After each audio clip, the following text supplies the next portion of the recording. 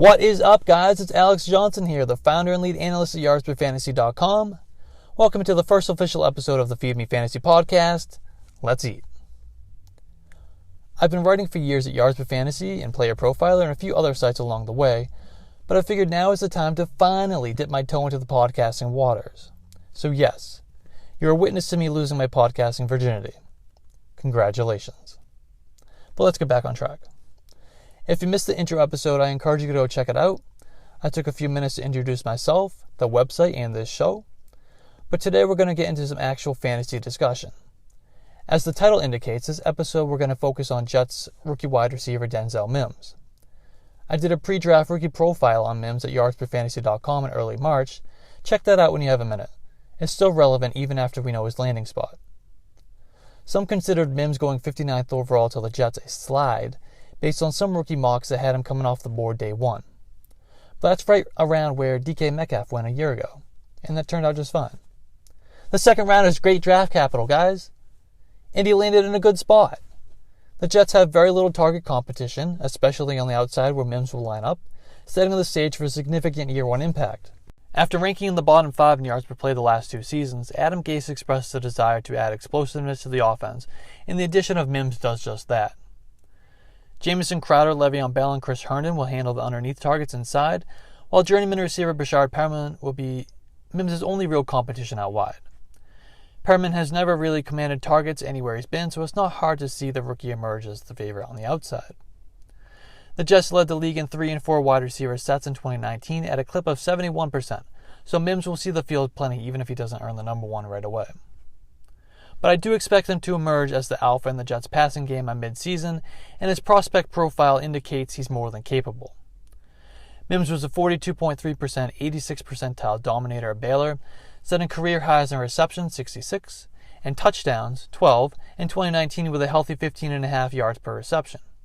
Those 12 touchdowns accounted for 50% of Baylor's passing scores. He averaged 2.36 yards per route and caught nearly half of his contested catch opportunities.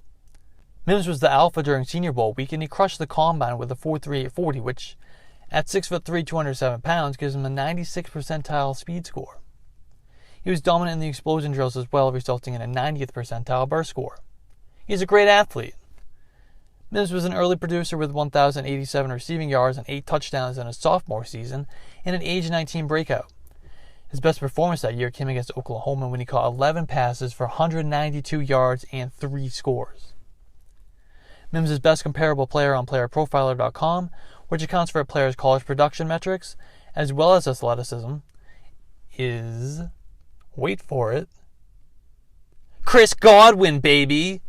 We like that. We like that a lot. Mims' strengths are working in the deep and intermediate quadrants of the field.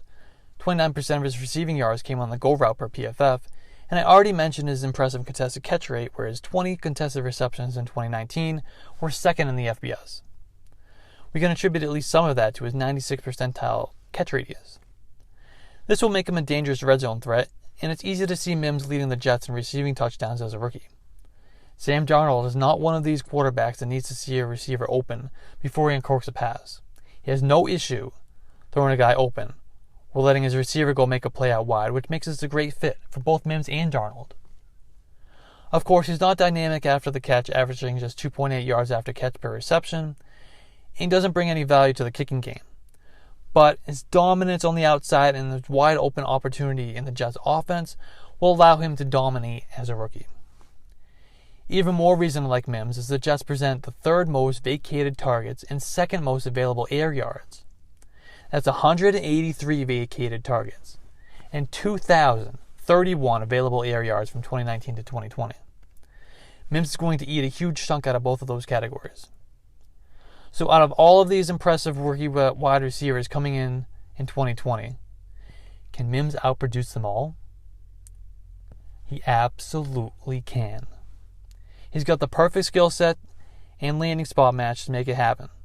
And yet, a handful are coming off the board ahead of him.